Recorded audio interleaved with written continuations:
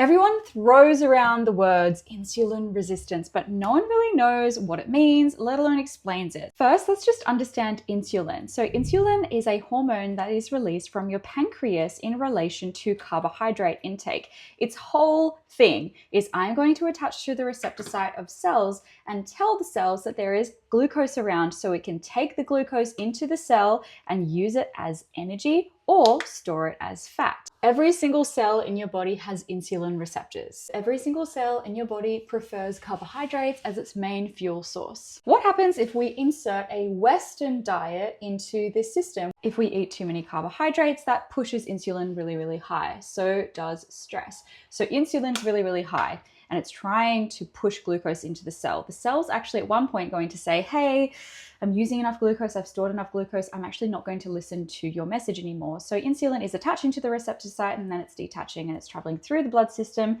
and it's getting higher and higher and higher in its amount because the cell is resistant to the message that insulin's giving it.